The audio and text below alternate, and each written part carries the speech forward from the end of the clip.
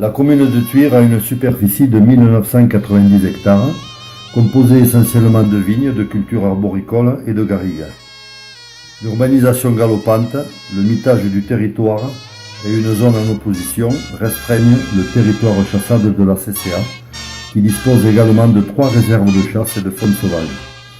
L'une d'entre elles d'ailleurs est classée en SNIEF, zone nationale d'intérêt floristique et faunistique, pour sa flore remarquable et son site d'accueil d'oiseaux migrateurs. Avec mon équipe, nous avons pris les rênes de la CCA de Thuir en 2009. Notre principale préoccupation a été d'améliorer les conditions de vie et de prospérité de nos petits gibiers.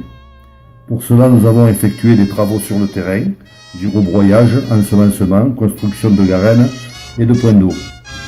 Malgré beaucoup d'efforts consentis, autant sur le terrain qu'administrativement, nous constatons qu'il faut continuer pour que vive le gibier et la chasse. Les travaux annuels d'aménagement cynégétique doivent continuer afin que le petit gibier puisse vivre, et j'aurais pu dire survivre, tant il est difficile pour lui de maintenir ses populations.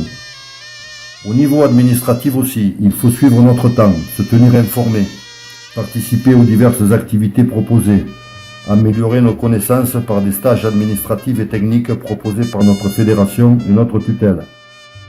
L'information auprès de nos chasseurs doit être améliorée pour qu'ils comprennent que la CCA est de la leur et qu'ils doivent davantage s'impliquer.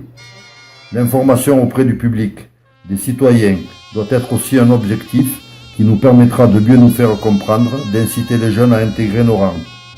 Le respect de l'autre, des propriétés, des différents utilisateurs de la nature ne peut que nous grandir dans ces espaces naturels où les chasseurs ont toute leur place et leurs nécessités.